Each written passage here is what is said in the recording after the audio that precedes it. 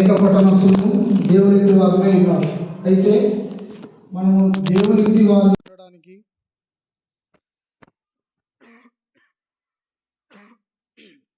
పరిశుద్ధులుగా ఉండడానికి దేవునింటిని మనం స్వాధీనం చేసుకోవడానికి ఆయన వచ్చినప్పుడు తిరిగి రాజ్యంలో మనం చేర్చడానికి ఏం చేశాడు? నా సొంత కుమారుని ఈ భూలోకం పంపిస్తూ వచ్చాడు. అయితే ఆ సొంత కుమారుని యేసుతో వాళ్ళు ఈ లోకం వచ్చి మన గురించి ఏం చేస్తూ వచ్చాడు? ఇప్పుడు మనము దేవునింటికి రాజ్యానికి వారసులుగా అవ్వడానికి ఆయన మన గురించి ఏం చేస్తూ వచ్చాడు? పరిశుద్ధులతో ఏకపట్టణస్తులుగా దేవుని ఇంటి వారుగా ఉండడానికి ఆయన మన గురించి ఏం చేస్తూ వచ్చాడు? మనం పరజనులుగా ఉన్న మనము ఆయన సొంత బిడ్డలుగా మనం అవ్వడానికి యేసుప్రభు వారు ఈ భూమి మీదకి తండ్రి అయిన దేవుని ద్వారా పంపబడిన తర్వాత ఆయన ఏ కార్యాలు చేస్తూ వచ్చాడు? ఏ విధంగా మనము దేవుని ఇంటికి మనం వారసులుగాను ఏకపట్టణస్తులు పరిశుద్ధులతో ఏకపట్టణస్తులుగా మనం ఎలా అయ్యామనేది కొన్ని వాక్యములు బైబిల్లో నుంచి చూద్దాము. అలానే సజీవయాగంగా మనం ఆరాధించాలి. అది రోమా 12:1 చెప్పినట్లుగా సజీవయాగంగా ఏం చేయాలి? మన శరీరంలోను అనుకూలమైన సజీవయాగంగా మీ శరీరంలోను ఆయనకు సమర్పించుకొనుడి. మనం ఆరాధించేటప్పుడు సజీవయాగం అంటే చచ్చినట్టు కాకుండా బ్రతికి ఉన్నట్టుగానే, అవును ప్రభువా, నిజంగా నా నిమిత్తమే మీరు ఈ లోకానికి వచ్చారు, కలవసిలో రక్తం గార్చారు, ప్రాణం పెట్టారు. ఒక చలనం ఉన్న వ్యక్తిగా మనము దేవుని మనం ఆరాధించాలి. చలనం లేని వ్యక్తిగా ఆరాధించడం అంటే రక్షణ పొంది నుంచి నేటి వరకు నాతో సహా ఒకటే ఆరాధిస్తాం. ఏమనంటే మెసేజ్ అర్థం కాకనో మనం వినకనో తెలీదు, ప్రభు మరి ఉంటారు నా అడుగులను బండపై నిలుపుతూ వచ్చావు, నన్ను కాస్తూ కాపాడుతూ వచ్చావు, గత వారం నుంచి ఈ వారం కాస్తూ కాపాడుతూ వచ్చావని అది చెప్తూ వచ్చావు. కానీ దినదినము మన ఆరాధన ప్రభువుకు సజీవ యాగముగా ఉండాలి. సజీవ యాగముగా ఉండడం అంటే ఈ వారంలో దేవుడు మన జీవితంలో చేసిన కార్యములు ఏంటి, మన దేవునితో ఎంత సాంగత్యంతో మనం నడిచాము,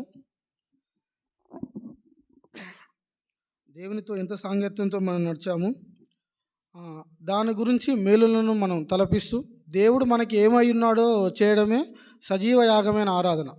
ప్రార్థన అంటే అడగడము, ఆరాధన అంటే కృతజ్ఞత అంటే వందనాలు చెల్లించడం. ఆరాధన అంటే దేవుడు మనకు ఏమై ఉన్నాడో అది దేవునికి చెప్పి స్తోత్రం చెల్లించడమే ఆరాధన. ఎగ్జాంపుల్కి ఎట్లా అంటే, గడిచిన దినం నుంచి ఈ దినం వరకు నన్ను కాచి కాపాడు, నా జీవితంలో నా ప్రాణ రక్షకుడిగా ఉన్నందుకే మీకు స్తోత్రములు. ఇది ఆరాధన. ప్రార్థన అంటే ప్రభు నాకు అది అనుగ్రహించు, ఇది ఇవ్వు, అది ఇవ్వు అని చెప్పడం ప్రార్థన. కృతజ్ఞతాస్తుతులు వందనాలంటే ప్రభువా నేను అడిగినది మీరు నాకు అనుగ్రహించారు, అడగపోయినప్పుడు కూడా కొన్ని దేవుడు అనుగ్రహిస్తాడు, వాటి గురించి కృతజ్ఞతాస్తుతి చెల్లించడం. అయితే ఇప్పుడు మనం ఆరాధన వర్తమానంలో ఉన్నాం కాబట్టి క్రీస్తు మనకి ఏమై ఉన్నాడు,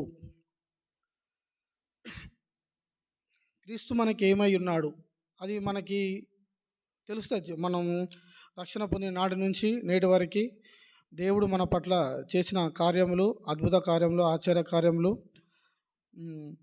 ప్రతి ఒక్క నిమిషంలోనూ ప్రతి ఒక్క క్షణంలోనూ క్రీస్తు లేనిది, దేవుడు లేనిది విశ్వాసంలో మనం ఈ లోకయాత్రలో మనం ముందుకు సాగలేము.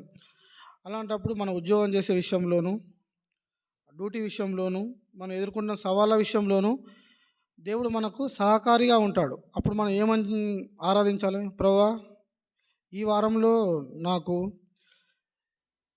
నా ఉద్యోగం చేసే పరిస్థితిలో ఈ విధమైన పరిస్థితి వచ్చింది, కానీ మీరు నాకు సహాయం చేశారు, నాకు సహాయకుడిగా ఉన్నందుకే మీకు స్తోత్రములు అని చెప్పాలి. అది ప్రార్థన అంటే అడగడము, కృతజ్ఞతాస్తుతులు అంటే వందనాలు చెప్పడము, ఆరాధన అంటే దేవుడు మన జీవితంలో మనకేమై ఉన్నాడో చెప్పడమే, స్తోత్రం చెప్పడమే. అది ఒక పర్సనల్ కంటెంట్ని చూపిస్తుంది మనకి. యేసు ఏమై ఉన్నాడు. ఇప్పుడు ఒక పర్సన్ మంచివాడు అంటే అది ఒక వ్యక్తిత్వానికి సంబంధించింది. అలానే మన యేసుప్రభు వారికి కూడా చాలా వ్యక్తిత్వాలు ఉంటాయి. ఒకటి కాపరి అని, 2 సహాయకుడని, ఇట్లా చూసుకుంటే చాలా ఉంటాయి. మహాగణుడని, మహోన్నతుడని, నిత్య నివాసి అని, ఇక వాటి చూసుకుంటే ఆ చిట్ట చాలా ఉంటది. సమయం లేదు కాబట్టి. కానీ క్రీస్తు మన జీవితంలో ఏమై ఉన్నాడో వాటి విషయం గురించి మనం తలపోసుకొని దేవుణ్ణి ఆరాధించాలి. అయితే ఆ పరజనులను, పరదేశులని ఉన్న పట్టణానికి ఈ లోకంలో పరిశుద్ధులను, పట్టణస్థులు దేవునింటి వారుగా ఆయన రాజ్యానికి నివాసులుగా చేయడానికి ఆయన యేసుప్రభు వారిని ఈ లోకానికి పంపుతూ వచ్చాడు.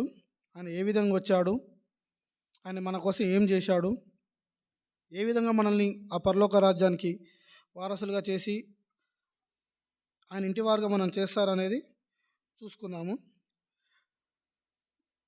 లూకా సువార్త 2వ అధ్యాయం 11వ వచనం. లూకా సువార్త హ్మ్. హ్మ్. హ్మ్. హ్మ్. హ్మ్. హ్మ్. చాలా. ఇది క్రిస్మస్ సీజన్ కాబట్టి దావీదు పట్టణం తెలవకపోయినా కూడా మన ఇంటి పైన స్టార్ ఉంటుంది. కానీ మన హృదయాలలో స్టార్ ఉండదు. అయినప్పటికీ దేవుడు మనల్ని కరుణిస్తున్నాడు, కనికరిస్తున్నాడు. నీతిమంతుల మీదను, అనీతిమంతుల మీదను ఆయన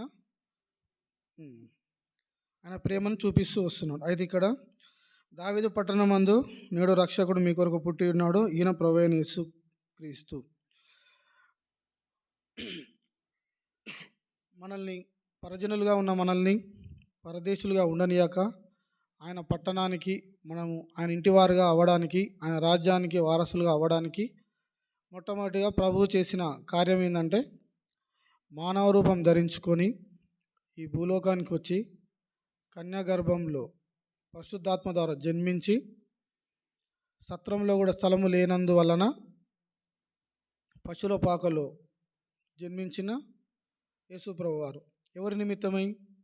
మన నిమిత్తమై. ఎందుకు? మనల్ని కూడా తండ్రి కుడి పార్శ్వమున మనం కూర్చుండబెట్టడానికై. ఎందుకు ఆయన పశువుల పాకలో జన్మించాల్సి వచ్చింది అంటే నీ పాపముల నిమిత్తమై, నా పాపముల నిమిత్తమై. ఆయన స్వహస్తములతో చేసిన మనుషులు తప్పిపోయారు, ఆజ్ఞ అతిక్రమించారు. సో వీళ్ళని, నా బిడ్డలు వీరు నరకానికి పోవడం ఆయనకి ఇష్టం లేక ఆయననే మానవ రూపం ధరించుకొని ఈ భూలోకానికి వచ్చి సత్రంలో కూడా స్థలము లేనందువలన ఆయన పశువుల పాకలో జన్మిస్తూ వచ్చాడు. జన్మించి పొత్తి గుడ్డలతో చుట్టబడుతూ వచ్చాడు. మనకు ఒక ఆనవాలు కూడా అనుగ్రహిస్తూ వచ్చాడు. పొత్తి గుడ్డలు అంటే చిన్న బిడ్డలకి రక్షణ, చలికి తగలకుండా. పుట్టగానే ఏం చేస్తారు? టవలు ఏదైనా చుట్టేస్తారనమాట. ఎందుకంటే ఇప్పుడే తల్లి గర్భం నుంచి జన్మించిన బేబీకి లోక సంబంధమైన, ఈ ప్రపంచ బాహ్య సంబంధమైన వాతావరణం అలవాటు పడడానికి కొంచెం టైం పట్టుద్ది. అది ఒక రక్షణ. ఈ పొత్తిగుడ్డలతో చుట్టబడిన బాలుడైన యేసుక్రీస్తు వారు మనకు ఒకదానికి సదృశ్యంగా ఉంటాడు. మనం రక్షించడానికై ఆయన ఈ భూలోకానికి వచ్చాడని, ఏ లోక సంబంధమైన అపవాది మన పైన దాడి చేయకుండా ఉండడానికి, మనం నరకానికి మనం వారసులుగా అవ్వకుండా ఉండడానికి ఈ పొత్తిగుడ్డలు ఇవి మనకి ఆనవాలుగా ఉంటాయి. అట్లా యేసుప్రభు వారు ఏం చేస్తూ వచ్చారంటే ఏ లోక సంబంధమైన అపవాది మన మీద దాడి చేయకుండా ఉండడానికి మనకు రక్షకుడుగా ఉంటూ వచ్చాడు, మనకి ఒక ప్రొటెక్టర్గా ఉంటూ వచ్చాడు. ఇప్పుడు మనం దేవుని ఆరాధించాలి. అవును ప్రభువా, నా నిమిత్తమే మీరు ఈ లోకానికి వచ్చారు, నా పాపం నిమిత్తమే వచ్చారు. ఏ లోక సంబంధమైన అపవాది యోబుని, భక్తుడైన యోబుని మరి ఇబ్బంది పెట్టినట్లుగా నేను కూడా ఇబ్బంది పడొద్దని మీరు పొత్తి గుడ్డలతో చుట్టబడుతూ ఈ లోకానికి వచ్చారు అనేది మనం మొదటిగా చూస్తూ ఉన్నాము. రెండవదిగా యెషయా 50వ అధ్యాయం 6వ వచనం.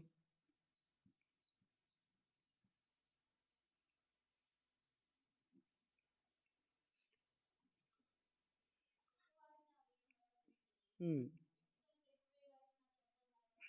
ఉమ్, చాలా మొట్టమొదటిగా మనం ఆయన పట్టణానికి వారసులు అవ్వడానికి ఏం చేస్తూ వచ్చాడు? మానవులమైన మనము పరలోక రాజ్యానికి వారసులు అవ్వడానికి మొట్టమొదటిగా ప్రభువైన యేసుక్రీస్తు వారు ఏం చేస్తూ వచ్చారు ఈ భూమిపైకి?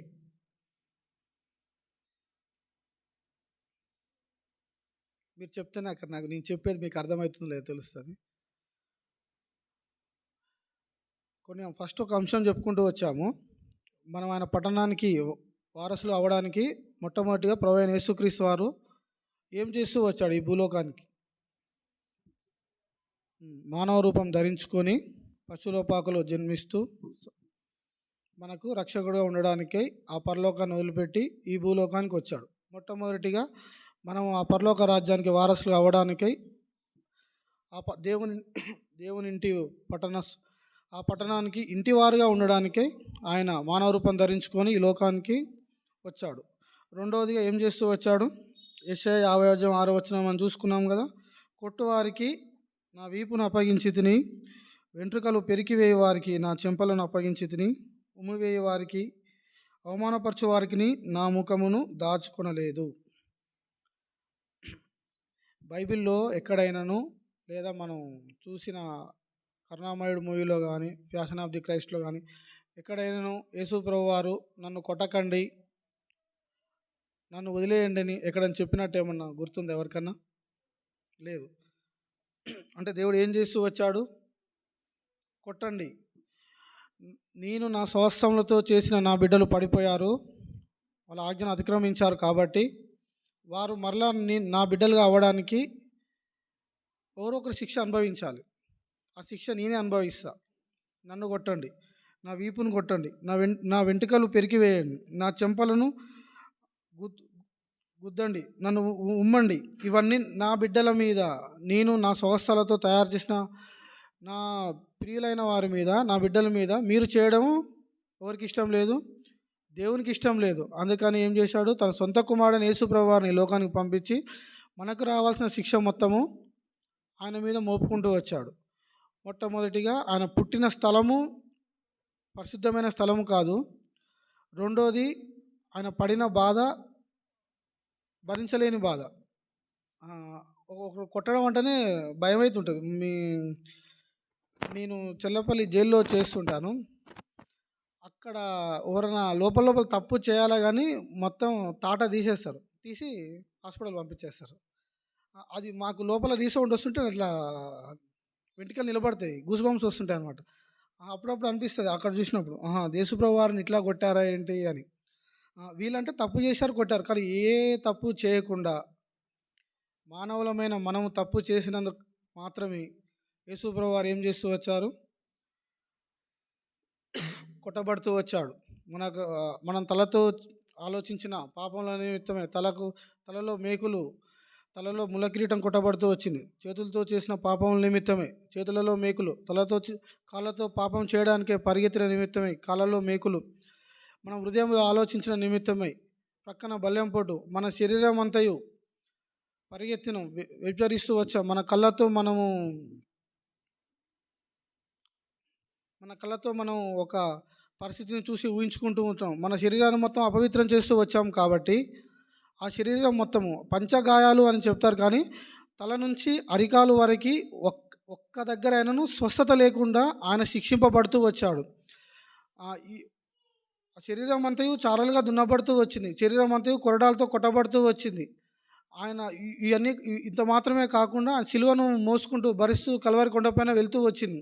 ఎవరి నిమిత్తము? మన నిమిత్తమే. ఎందుకు? ఆయన పరదేశులుగా మనం ఉండకుండా ఆయన సొంత రాజ్యంలోనికి వారసులు అవ్వడానికై, దేవుని ఇంటి వారుగా మనం ఉండడానికై, తండ్రి కుడిపార్శ్వన మనం కుడిపార్శ్వన మనం కూర్చుండడానికే ఆయన చేస్తూ వచ్చాడనమాట.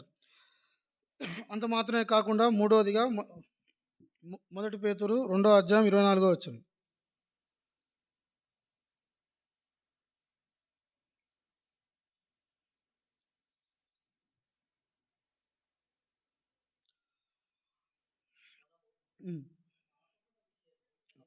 ఓకే. హ్మ్. హ్మ్. చాలా మనము పాపముల విషయమై చనిపోయి నీతి విషయమై జీవించినట్లు ఆయన తానే తన శరీరమందు మన పాపములను మ్రాను మీద మోసుకొనెను. ఆయన పొందిన గాయముల చేత మీరు స్వస్థత నొందితిరి. మనం ముందు చూస్తూ వచ్చాము. ఆయన గాయములను చూస్తూ వచ్చాము. కానీ ఆ గాయములు లేకపోతే మనకేం లేదంట, స్వస్థత లేదు. సో ఇప్పుడు చెప్పండి, ఆయన ఎందుకు గాయపడుతూ వచ్చాడు? శరీర సంబంధమైన స్వస్థతన, ఆత్మ సంబంధమైన స్వస్థతన? మన హృదయము, బైబిల్లో ఒక మాట ఉంటుంది, బయట ఉన్న ప్రపంచము మనుషులను ఖరాబు చేయదంట, మన హృదయంలో ఉన్న ఆలోచనలు ప్రపంచాన్ని ఖరాబు చేస్తాయండి. సో ఆ విధంగా మన హృదయంలో ఉన్న ఆ దౌర్భాగ్యమైన స్థితి పోవడం కోసం ఆయన కొరడాలతో కొట్టబడుతూ వచ్చాడు. ఆయన పొందిన గాయముల చేత మనకు స్వస్థత వచ్చింది. మన పాపములో మనము పాపముల విషయమై చనిపోయి నీతి విషయమై జీవించినట్లు. బాప్తిసం ఇస్తారు కదా, ఇచ్చినప్పుడు ఏమంటారు? నువ్వు పాత మనిషిగా చనిపోయి కొత్త మనిషిగా నువ్వు తిరిగి లేవాలి. కానీ పాత మనిషిగా పడుకొని మళ్ళీ పాత మనిషిగానే లేస్తే ఏం ఉపయోగం ఉండదు. సో అప్పుడు మనకు బాప్తిసం ఇచ్చినప్పుడు చెప్తూ వస్తారు, చనిపోవాలి, పాపముల విషయమే చనిపోతూ రావాలి. మీరు గడిచిన దినాన్ని, గడిచిన ఆలోచనలను వాటన్నిటిని సంపూర్ణంగా వదిలేసి క్రీస్తు నిమిత్తమై సంపూర్ణంగా జీవిస్తారా? సరే, జీవించడం పక్కకు పెడితే క్రీస్తు నామానికి అవమానం రాకుండా మనం జీవించగలుగుతామా అనే క్వశ్చన్స్ వాళ్ళు అడుగుతూ ఉంటారు. మనం వాటన్నిటికీ జీవిస్తాము.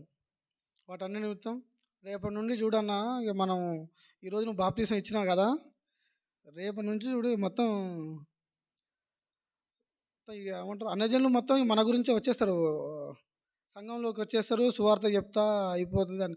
ఒక 1 వీక్ తర్వాత, అంటే నా సిచ్యువేషన్ చెప్తున్నా, ఒక 1 వీక్ తర్వాత బాప్తీసం తీసుకున్నాం, వాగ్దానం వచ్చింది, అయిపోయింది.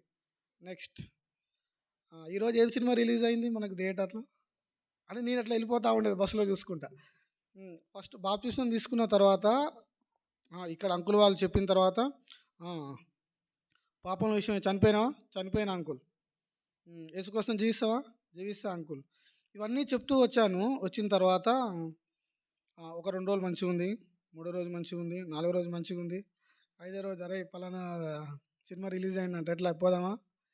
మా నాన్న ప్యాకెట్ మనీ కోసం 10 రూపాయలు ఇస్తే తినమని ఇస్తే తినకుండా దాపెట్టుకొని సినిమాకి పోయేది. మా నాన్నకి ఇప్పుడే తెలిసింది. సో మనం ఏం చేస్తూ రావాలి? పాపం విషయమే చనిపోయి నీతి విషయమే జీవించినట్లు ఆయన తానే తన శరీరం ముందు మన పాపంలో మాన మీద మోసుకొనెను. అయితే మనం మన భారంలో మొత్తం యేసుప్రభు వారి పైన యేసుప్రభు వారికి అప్పగిస్తూ రావాలి. ఎందుకంటే మనం పాపం విషయం మనం జీవించాల్సిన అవసరం లేదు. ఎందుకంటే యేసుప్రభు వారు ఈ లోకానికి వచ్చారు, పొత్తిగుడ్డలతో చుట్టబడుతూ వచ్చాడు. రెండవదిగా కొట్టువారికి వీపును అప్పగిస్తూ వచ్చాడు. మూడవదిగా మనకు స్వస్థత అనుగ్రహిస్తూ వచ్చాడు. ఆయన పొందిన గాయం చేత మనకు స్వస్థత వచ్చింది కాబట్టి మనం ఏం చేయాలి?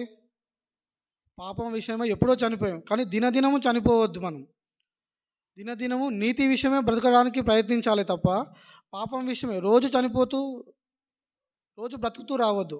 ఒకసారి చనిపోయాము పాపం విషయమై, రెండవదిగా ఒకసారి బతికాము, ఇక దినదినం ఏం చేయాలి? మనము బ్రతకడానికి ప్రయత్నించాలి. ఎవరి కోసం?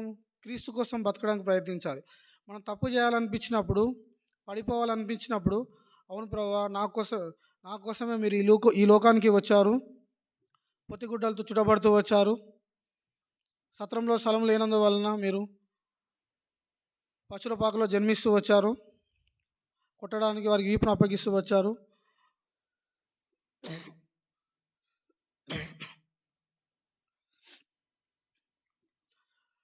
ప్రభు మరి కొట్టబడమే కాకుండా ప్రభు మరి మీరు నా పాపంలో మీరు మ్రాను మీద మోస్తూ వచ్చారు ప్రభు.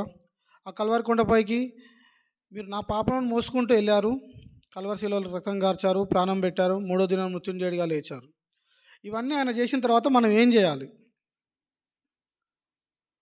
ఇవన్నీ ఆయన చేసిండు. కానీ మనం ఏం చేస్తున్నాం అంటే, అంటే నేనేం చేస్తా అంటే, నాకు ఇన్ని బాధలున్నాయి, ఇన్ని కష్టాలున్నాయి, ఇన్ని బాధలున్నాయి. నేను ఈ విశ్వాస జీవితం జీవించలేకపోతున్నా. నాకు సహాయం చేయి అని అడుగుతాము. అడిగిన తర్వాత ఈరోజు సహాయం వస్తదో రాదా అని చెప్పి భయంతో ఉంటాం. ఆ! అలా ఉన్నప్పుడు ఏమైద్దంటే, శరీర విషయమై చనిపోలేదు అనిపిస్తది నాకు. ఎందుకంటే ఎక్కడికైనా ఎళ్ళినప్పుడు నా జీవితంలో నేను కొన్ని చెప్పగలుగుతాను. నేను చేసే ఉద్యోగం గానీ, నేను చదువుకున్న ఇప్పుడు కొన్ని చిన్న చిన్న చదువులైనప్పటికి కూడా ఆహ్, అంత టైంలో చదివినాను. ఏజ్ అయిపోయిన తర్వాత చదువుకుంటూ వచ్చాను. స్కాలర్‌షిప్ దేనికి రాలే నాకు. మొత్తం డబ్బులు పెట్టి చదువుకోవాల్సొస్తది. అంటే నేను అప్పుడు నాకు తెలియలేదనమాట. ఇట్లా చదవాలి, ఇట్లా ఉండాలి అని. కానీ యేసుప్రభు వారు ఏం చేశాడు? ఒక ప్రణాళికతో వచ్చాడు. ఈ ఈ లోకానికి వచ్చి ఆయన శరీర విషయమై చనిపోతూ వచ్చాడు. శరీరంగా చనిపోయి మహిమా శరీరంగా లేపబడుతూ వచ్చాడు. సో, యేసుప్రభువా నేను పాపిని, నా పాపములను క్షమించు అని ఆయన మన నోటితో ఎవరైతే వారి నోటితో వారు ఒప్పుకుంటారో వారికి ఆయన ఏం చేస్తూ వచ్చాడు? రక్షణ అనుగ్రహిస్తూ వస్తాడు. రక్షణ అనుగ్రహించడం వల్ల వాళ్ళకి ఒక అర్హత ఉంటదనమాట. ఏమని? వారు చేసిన పాపముల నిమిత్తమై కూడా ఆయన గాయములు చేయబడుతూ వచ్చాడు. ఆ గాయముల ద్వారా స్వస్థత కలుగుతూ వచ్చింది. అంత మాత్రమే కాకుండా మనం అందరం ఎలాంటి వాళ్ళము? గొర్రెల వలె దారి తప్పిపోయిన వాళ్ళము. మనం అందరము గొర్రెల వలె దారి తప్పి పోవడమే కాకుండా మనతో పాటు ఇంక ఇద్దరు ముగ్గురిని తీసుకుపోయిన వాళ్ళము. ఒక్కడుండి పోతే భయమైద్దని చెప్పి బయటికెళ్ళడానికి, తప్పు చేయడానికి కూడా రండి తీసుకుపోదాం అని చెప్పి ప్రోత్సహించిన వాళ్ళం కూడా ఉన్నామన్నమాట. సో, వారి నిమిత్తమే కూడా మనం ప్రార్థించాలి. ప్రార్థన చేసి, ప్రభువా నా నిమిత్తమే మీరు ఈ లోకానికొచ్చారు. అది నాకు అర్థమైంది. నా వల్ల పడిపోయిన వారి నిమిత్తమే కూడా ప్రభువా మరి మీరు ఈ లోకానికొచ్చారు. అది వారిలో కూడా మీరు అర్థం అయ్యేటట్లు మీరు చూడండి ప్రభువా అని వారి నిమిత్తం మనం ప్రార్థన చేయాలి. నాలుగోదిగా చూసుకుందాము. యోహాను సువార్త 14వ అధ్యాయం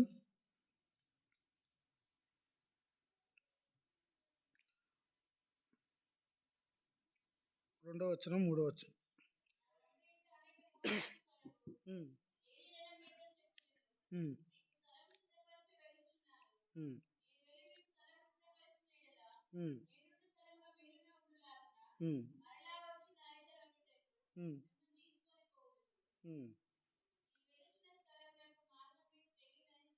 ఓకే. చాలా.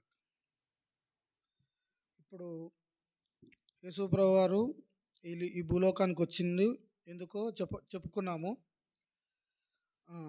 పరదేశులుగా ఉండక పరిశుద్ధులతో ఏకపట్టణస్థులుగాను దేవుని ఇంటి వారిగా ఉండడానికై ఆయన ఈ భూలోకానికొచ్చిన స్థితి, మనం ఆ రాజ్యానికి వారసులుగా చేయడానికై ఆయన చేసిన త్యాగము చూస్తూ వచ్చాము. అయితే ఆ రాజ్యానికి మనకు వారసులుగా అవ్వడానికి మనకు కావాల్సిన అర్హత కూడా తను ఇస్తూ వచ్చాడు. ఏంటిదంటే ఆయన పొందిన గాయముల చేత మనకు స్వస్థత అనుగ్రహిస్తూ వచ్చాడు. అనుగ్రహించిన తర్వాత యేసు ప్రభువా నేను పాపిని, నా పాపములు క్షమించు, నన్ను నీ రాజ్యంలో చేర్చుకో అని ఎవరైతే రోమా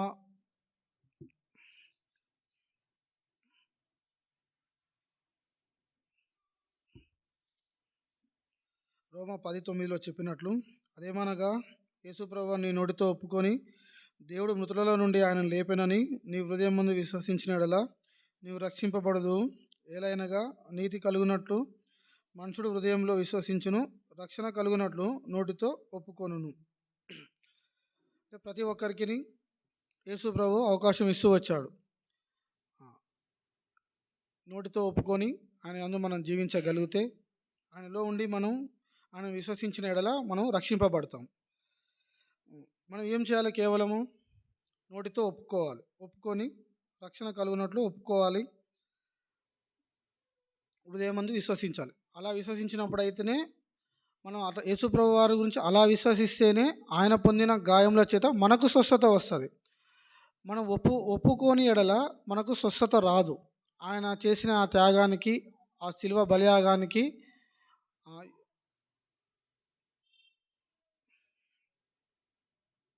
అర్థం ఉండదు. సో, మనం కూడా ఏం చేయాలి? దినదినము కడగబడుతూ రావాలి. ఆయన చేసిన మేలులను మనం గుర్తెరిగి మనం ఆరాధిస్తూ రావాలి. అయితే ఇప్పుడు యోహాను సువార్త 14 అధ్యాయం 2, 3 వచనాలలో దేవుడు చెప్తున్నాడు. ఆ! వచ్చి వచ్చాడు వచ్చాడు శిలువ బలియాగం అర్పించాడు. యేసు ప్రభువుని ఎవరైతే ఆయనను ఒప్పుకుంటారో వారికి ఆయన పొందిన గాయముల చేత స్వస్థత అనుగ్రహించాడు. అయితే మనల్ని ఆయన సంకల్పం ఏంది?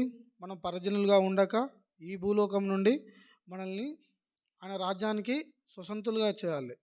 రాజ్య నివాసులుగా చేయాలి. దేవుని ఇంటివారుగా చేయాలి. ఆయన పట్టణస్థులుగా చేయాలి. మన నిలువరమైన పట్టణం ఇక్కడ కాదు కాబట్టి మనం వచ్చినప్పుడు ఎత్తబడే గుంపులో ఉండడం నిమిత్తమై మనకు కొన్ని ఫెసిలిటీస్ ఇస్తూ వచ్చాడు. అవి ఏంటంటే రోమా 10 అధ్యాయం 9, 10 వచనాల్లో మనం చూస్తూ వచ్చాము.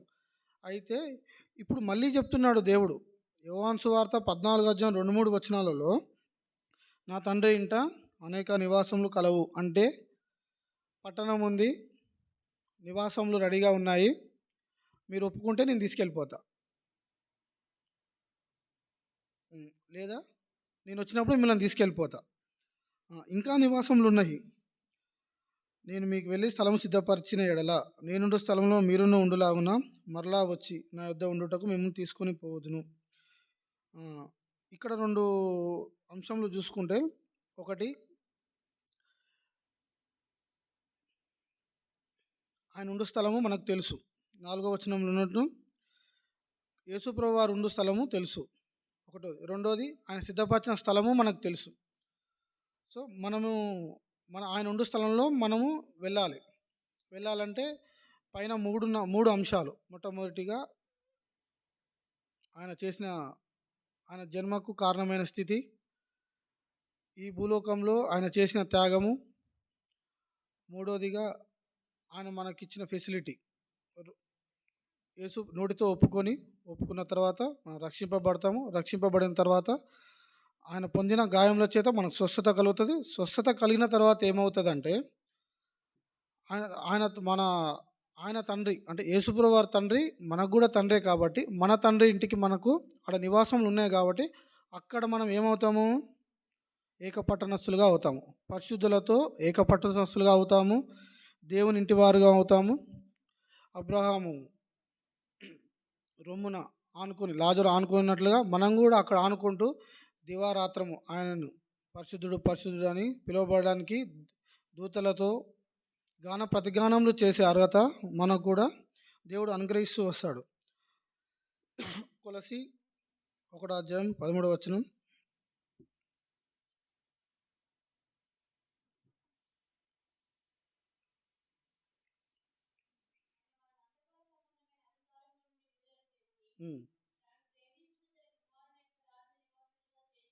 చాలా ఇక్కడ కింద ఫుట్పాత్లో ఉంటుంది, తన ప్రేమ కుమారుని అని ఉంటుంది. తన ప్రేమ కుమారుని ఈ భూలోకానికి పంపి అపరిశుద్ధమైన స్థలములలో జన్మకు కారణమయ్యి ఆయనకు సిలువ కప్పజెప్పి మ్రాను మీద మోపింపజేసి ఆయన పొందిన గాయముల చేత మనకు స్వస్థత, ఆ సిలువ కార్యము, ఆ దృశ్యాలు మనం అన్ని చూస్తే ఆయన ప్రేమ కుమారుని, మనం ప్రేమించిన కుమారుడిని మనము కనీసం పక్కన వాళ్ళకి ఎత్తుకోమని ఇవ్వడానికి కూడా మనం భయపడతాం. ఎత్తుకుంటుందా లేదా, కింద పడేస్తుందేమో నా బిడ్డని, ఏమైనా తినిపిస్తుందేమో, ఇట్లా భయంతో మనము మన గర్భంలో పుట్టిన కుమార్తెలను వేరే వాళ్ళు ఇవ్వడానికి కూడా మనం ఆలోచిస్తాం. కానీ ఆయన ప్రేమ కుమారుడిని ఆయన యేసుప్రభు వారిని ఏం చేస్తూ వచ్చాడు? ఈ లోకానికి పంపిస్తూ వచ్చి మనల్ని అంధకార సంబంధమైన అధికారం నుండి విడుదల చేసి, ఏ లోక సంబంధమైన సాతాను చెరలో ఉన్న మనల్ని విడుదల చేసి తాను ప్రేమించిన తన ప్రేమ కుమారుని రాజ్యానికి వారసులుగా చేస్తూ వచ్చాడు. అయితే ఆ రాజ్యం మనది కూడా కాదండి, ఆ రాజ్యం యేసుప్రభు వారిది. కానీ ఆయనతో మనల్ని సమాన పాలుభాగస్తులుగా తండ్రి ఉద్దేశించినాడు కాబట్టి ఆయన సొంత కుమారుని మన కోసం పంపుతూ వచ్చాడు. సో దాన్ని బట్టి మనం దేవుణ్ణి ఆరాధించాలి. ఏమని ఆరాధించాలి? ప్రభువా, ఈ పాపినైన నా నిమిత్తమై పితరుడైన ఆదాము గారు ఆజ్ఞాతిక్రమించి పడిపోతూ వచ్చాడు. కడపటి ఆదాం ద్వారా, యేసుప్రభు ద్వారా మీరు ఈ లోక సంబంధమైన చెర నుంచి మమ్మల్ని విడిపించి, సాతాను చెర నుండి విడిపించి, నీ ప్రేమ కుమారుని రాజ్యానికి మమ్మల్ని వారసులుగా చేయడానికై నీ సొంత కుమారుని యేసుప్రభు వారిని ఈ లోకానికి పంపి, నాకు రావాల్సిన శిక్షణ అతని మీద మీరు భరింపజేసినందుకే మీకు స్తోత్రములు. నాకు రక్షణగా ఉండడానికి నిమిత్తమై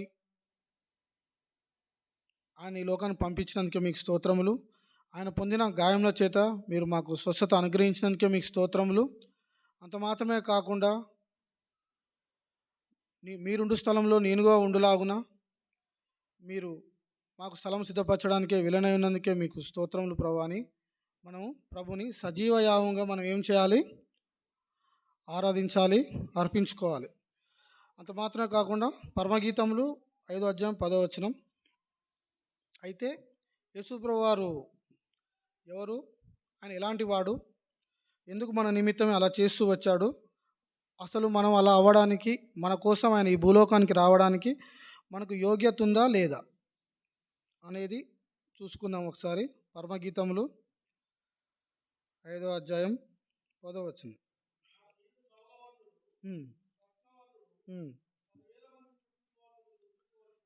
చాలు, ఇంక చదువు.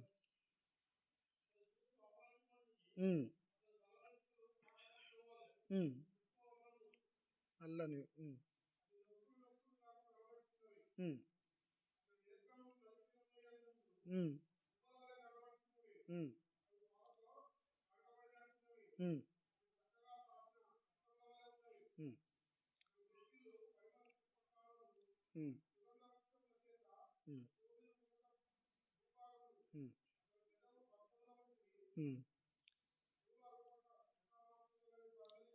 చాలు.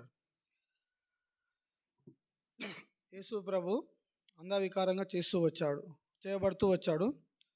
అయితే యేసు ప్రభు ఎలాంటి వాడో ఈ పరమగీతంలో మొత్తం వివరిస్తూ వచ్చింది.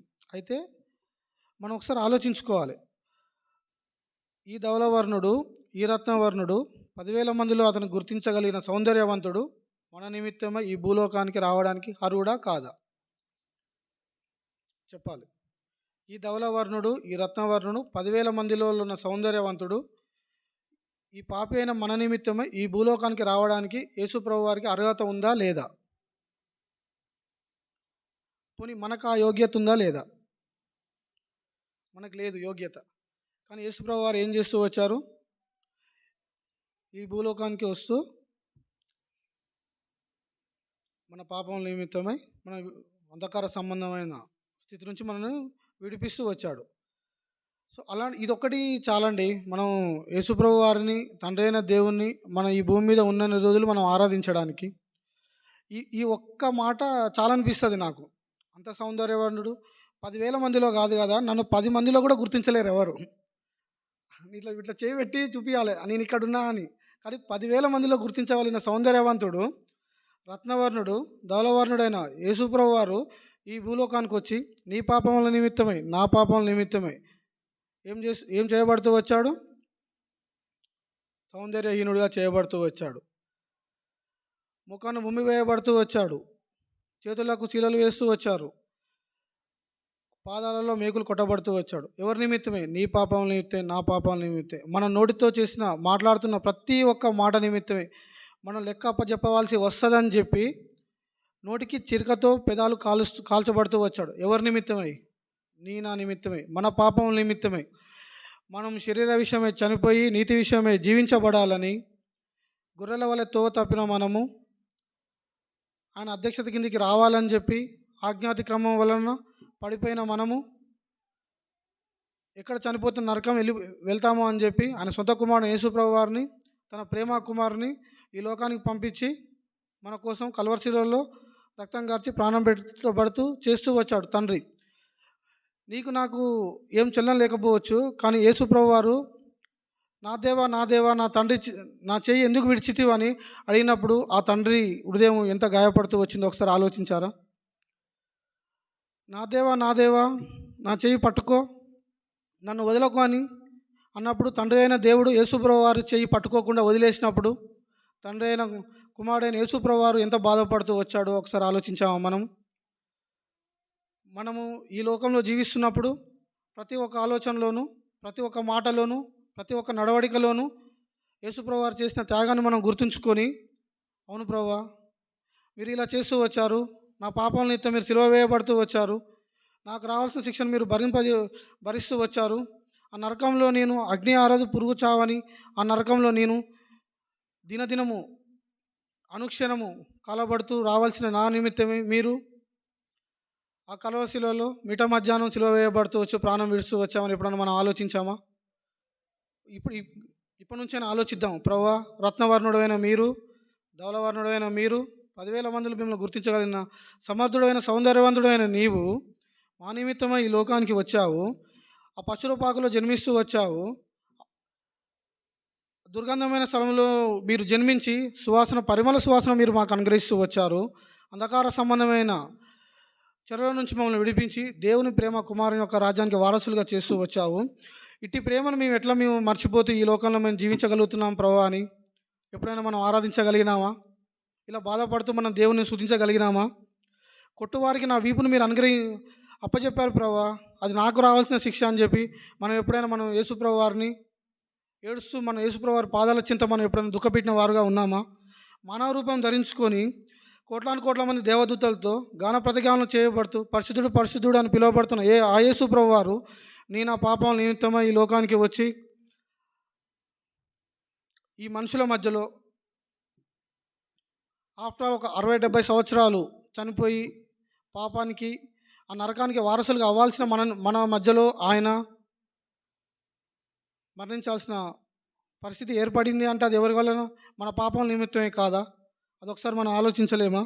పొత్తిగుడ్డలతో ఆయన చుట్టబడినప్పుడు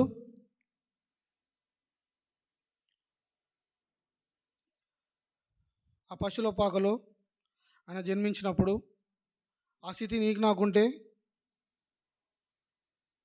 ఈ కాలంలో అయితే మనం డెలివరీ కూడా అవ్వలేము. అవసరమైతే నా వల్ల కాదు, నేను ఇక్కడ గాను, నార్మల్ డెలివరీ టైంలోనే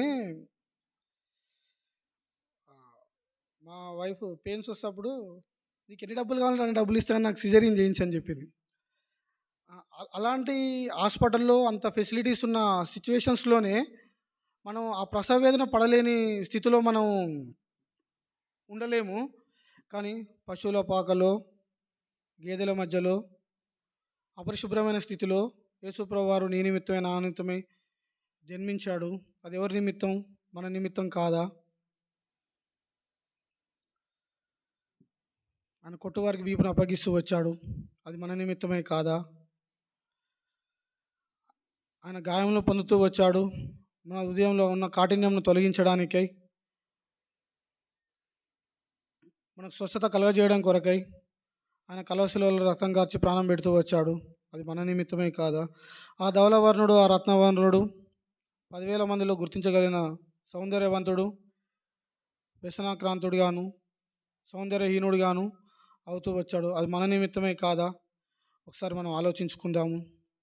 మొట్టమొదటిగా ప్రభువైన యేసుక్రీస్తు వారు ఈ లోకానికి వచ్చారు. రెండోదిగా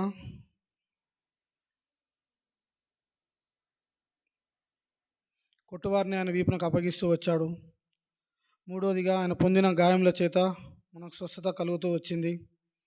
నాలుగోదిగా అంధకార సంబంధమైన చెరలో నుండి మనల్ని విడిపించి దేవుని కుమారుని యొక్క ఆ రాజ్యానికి మనం వారసులుగా చేస్తూ వచ్చాడు. ఐదోదిగా ఆయన తండ్రి ఇంట నివాసములు ఉన్నాయి. అందులో నివాసములలో మనల్ని ఎఫెసీ 2:19 మనం చదువుకున్న ప్రకారంగా ఎఫెసీ 2:19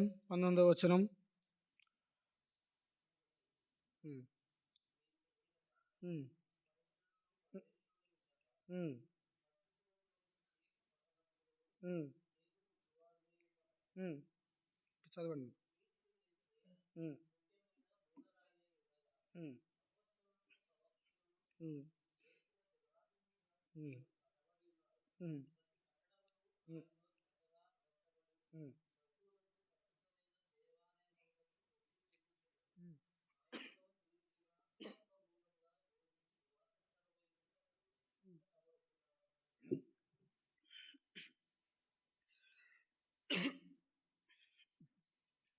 పాయింట్ ఏంటంటే అందులో మనం చక్కగా అమర్చబడాలి. అమర్చబడడానికి ఒక కట్టడం ఉంటుంది. ఆ కట్టడం యేసుప్రభు వారు కట్టారు. మనము నిలుచుండి చూడాలి. యుద్ధము యెహోవాదే. సో మనం నిలుచుండి ముఖ్యంగా మనకు విశ్వాసమైన మనకు కావాల్సింది ఏంటంటే నిలుచుండే శక్తి. ఏం జరుగుద్దో ఏమని తొందరపడే ఆలోచన కాకుండా నిలుచుండే శక్తి. యెహోషువ నిలుచుండి చూచాడు, జయం పొందాడు. మనం కూడా నిలుచుండే శక్తి. మనం యుద్ధం చేయమని దేవుడు మనకి ఎక్కడ చెప్పలే. నిలిచిండి చూడుడి, యుద్ధము యెహోవాదే అని చెప్తూ వచ్చాడు. మనం ఎలాంటి సిచ్యువేషన్లో ఉన్నాను, ఇలాంటి పరిస్థితిలో ఉన్నాను, దేవుడు మనకి నిల్చుండి చూడమని చెప్తున్నాడు. ఆ నిల్చుండి చూస్తూ యేసుప్రభుని నమ్మాలి, విశ్వసించాలి, రక్షింపబడతాము. ఆయన వచ్చినప్పుడు ఎత్తబడే గుంపులో మనం ఉంటాము, పరలోక రాజ్యానికి వారసులుగా అవుతాము. అయితే ఇక్కడ దేవుడు ఇవన్నీ పైన చెప్పబడిన 4 అంశాలు యేసుప్రభు అని నోటితో ఒప్పుకున్నప్పుడు మనం రక్షింపబడతాము. ఆయన మన పాపం నిమిత్తమై కలువ శిలువలో రక్తం గార్చాడు, ప్రాణం పెట్టాడు. ఆయన పొందిన గాయముల చేత మనకు స్వస్థత కలిగిందని మనం నమ్మినప్పుడు మనకు ఒక నివాసం ఏర్పడుద్ది. ఆ నివాసంలో మనం ఎలా ఉంటామంటే ఎఫెసీ మనం చదవబడిన అంశంలో ఎఫెసీ 2వ అధ్యాయం 19వ వచనం ఉన్నట్లుగా ఇక్కడ మనం పరజనులుగా పరదేశులను ఉండక అక్కడ పరిశుద్ధులతో ఏకపట్టణస్థులను దేవుని ఇంటి వారుగా మనం అవుతూ వచ్చాము. అయితే మనం ఆరాధించాలి. ప్రభువా, మమ్మల్ని పరజనుల నుంచి పరదేశులుగా ఉన్న మమ్మల్ని పరిశుద్ధులతో ఏకపట్టణస్థులుగా దేవుని ఇంటి వారుగా చేస్తూ వచ్చారు. మేము అలా అవ్వడానికి, దేవుని ఇంటి వారుగా మేము అవ్వడానికి, ఏకపట్టణస్థులుగా అవ్వడానికి మీరు ఈ భూలోకానికి మానవ రూపం ధరించుకొని ఈ భూలోకానికి వచ్చి పశువుల పాకలో మీరు జన్మిస్తూ వచ్చారు. కొట్టువారికి మీ వీపును అప్పగిస్తూ వచ్చారు. మీరు పొందిన గాయముల చేత మాకు స్వస్థత అనుగ్రహించారు. అంత మాత్రమే కాకుండా మీ రాజ్యానికి వారసులుగా చేస్తూ వచ్చావు. నీ తండ్రి ఇంట ఉన్న నివాసములలో నన్ను కూడా పాలిభావసులుగా చేస్తూ వచ్చావని మనము సజీవ యాగముగా 10,000లో గుర్తించగలిగిన యేసు ప్రభు వారికి ఆరాధిద్దాం. దేవుడి వాక్యం దీవించును.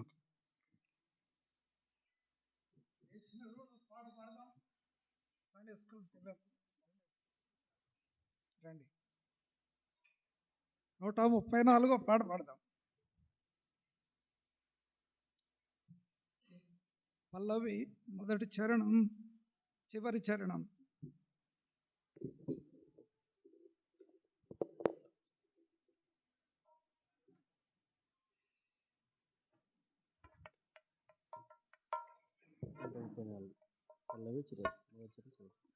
పాట సంఖ్య 134. పాత పాటల పుస్తకం అయితే పాట సంఖ్య 132. మహాగణుడు మహోన్నతుడు పరిశుద్ధుడు నిత్య నివాసి. మహాగణుడు మహోన్నతుడు పరిశుద్ధుడు నిత్య నివాసి. మా సామర్థ్యము పునరుత్థానము మా జీవము మా రక్షణ నిధి. మా సామర్థ్యము పునరుత్థానము మా జీవము మా రక్షణ నిధి. మహాగణుడు మహోన్నతుడు పరిశుద్ధుడు నిత్య నివాసి. ఉన్నత పరిశుద్ధ స్థలములలో నివసించువాడు పరిశుద్ధుడు. ఉన్నత పరిశుద్ధ స్థలములలో నివసించువాడు పరిశుద్ధుడు. అయినను నలిగిన వినయపు దీన మనసులో నివసించును జీవించును. అయినను నలిగిన వినయపు దీన నివసించును జీవించును మహాగణుడు పరోన్నతుడు పరిశుద్ధుడు నిత్య నివాసి మన క్రీస్తును బట్టి ఎల్లప్పుడు నిందకు పాత్రులమైతిమి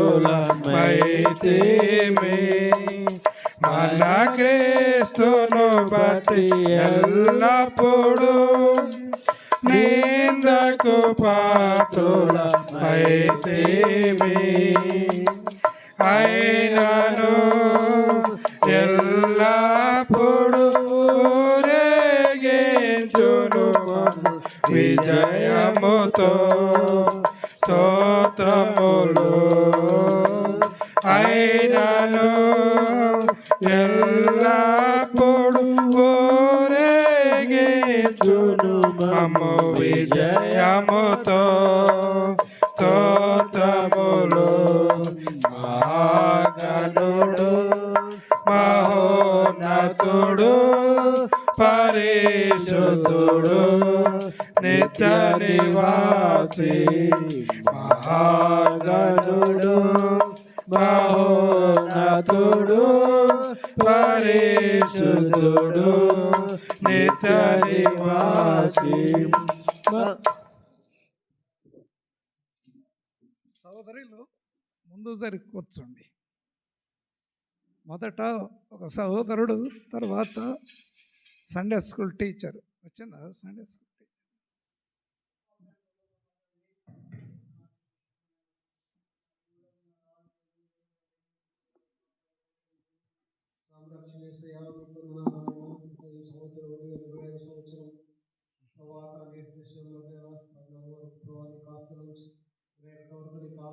కనికరించి సాంరక్షణ ఉదయం సేవలో ప్రభావ నిజంగా ఈ పరిశుద్ధ మందిరంలో చేర్చి ప్రభావి దాసులు వాడితే